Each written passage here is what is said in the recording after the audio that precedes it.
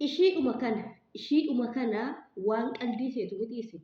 Ishuun kana waan qalbii seetanii dhiiftanii dhuftu miti abadan waan kana gonkumaa osoo hin bitanne hin galina. Yeroo baay'ee waan isin fayyaduu fi waan isin gargaaru malee viidiyoo hin hojjedhu. Keessattuu shamarran biyya Arabaa jechuudha. Dhugaan isiniin jedhaa ani yeroon beerootti jiru namni wanna kana bitattee dhuftu malee hin dhufin boonee yeroo naan jedhanii maali birqiidha maali yoon isa qabaachuu baadhee jechaan ture. Garuu dhugaa dubbachuudhaaf kana osoo hin bitanne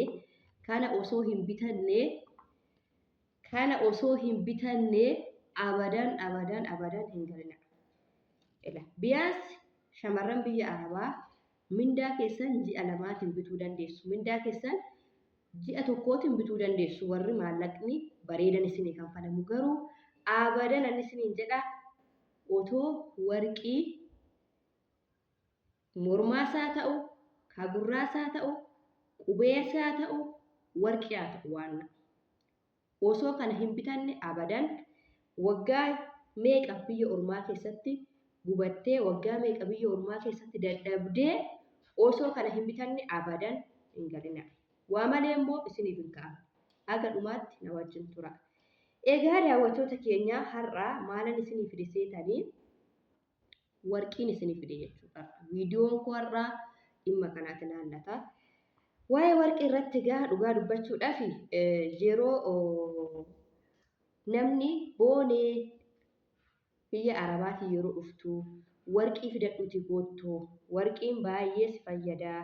Asittillee hojiuma tokko barachuudhaaf maallaqa yoo dhabde warqii sana deebistee yoo gurgurte yookiin immoo warqii sana qabsiisteellee maallaqa liqeeffachuu dandeessa.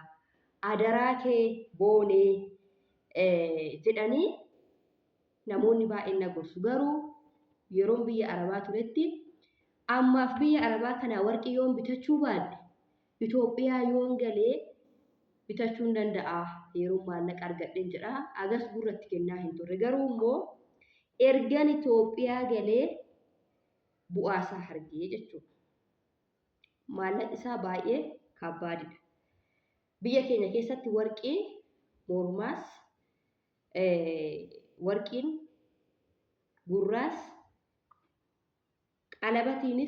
qalabatee ta'ee warqiin jechuudha. Amma warqii irra naasaa jira. Baay'ee gatiin isaa baay'ee kabbaadidha.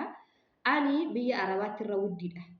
Yeroo maallaqa gara Itoophiyaatti sharafamu biyya Itoophiyaatti warqii irra kasa biyya Arabaatti garuu bushaadha warqiin jechaan ture ofii kooti yeroo achi jiru. Garuu dubbiin akkasii miti.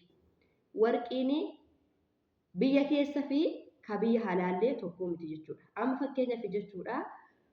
Warqii mormaati jechuudha. Kun amma kakiyyaa kan mormaati. Lamaan isaanii kan mormaati. Kun immoo kan harkaati jechuudha. Kan harka kiyyaati. Argitanii? Garuu yeroo warqii kana gurguruudhaallee fakkeenyaaf geessitanii ilaalchistanii giraamni warqiin kun amma giraamni 18 jechuudha. Giraamni 18 kuni jechuudha.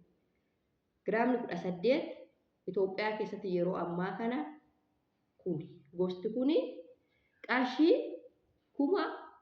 45,000 jechuudha.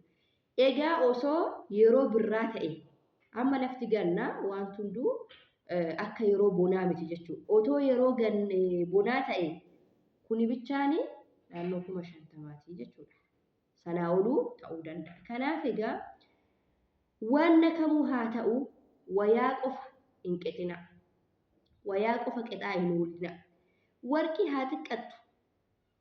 Warqii haa xiqqattu yookiin kan morma keessanii yookiin kan gurra keessanii yookiin kan harka keessanii osoo hin bitanne abadan anatti isiniin jedhee Itoophiyaan galina. Gaafa rigii rakkoon tokko hin fidinii rakkoon tokko gaafa nama mudate waan keeti waan ta'eef kana baastee yoo gurgurte maal rakkoo qaba ku'uma keessanatti toludha. Waan akkanaan qabaa mana keessaa waan akkanaan qaba jechuun waan salphaa miti. Kanaaf egaa warqiin Itoophiyaa keessatti baay'ee tokko qaaliidha jechuudha gatiin isaa. baay'ee tokko qaaliidha. Keessattuu yeroo ammaa kana kan mormaayyuu wayya. Kan mormaa fi kan qubeellaa harkaa wayya. Kan gurraa baay'ee tokko qaaliidha. Bara darbe garuu akkasii miti. Bara darbee kan gurraa giddu gala jechuudha. Alana garuu kan gurraa baay'ee tokko jechuudha. Warqii gurraa baay'ee tokko qaaliidha isaan kanarra. Wanni hundumtuu immoo yeroo bittan giraama isaa akkuma giraama 18 gatii isaa xiqqaa 21 ittaana 24 isa dhumaati jechuudha warqiin giraamni jechuudha. 18 21 24 bitattanii dhuftan taanaan maallaqa tokkitti ishii irratti akkasitti yoo taatu jechuudha. Kanaaf egaa warqii osoo hin bitatin hin dhufinaa Itoophiyaa. Warqii bitadhaatii koottaa gara Itoophiyaan isiniin jedha. Viidiyoo laayikii godha. Isiniin jaaladha. Viidiyoon kun jalaa gidduu kanammoo kufee jira. Ollaa kaasaa isin malee maalan qabaa. Baay'ee baay'ee.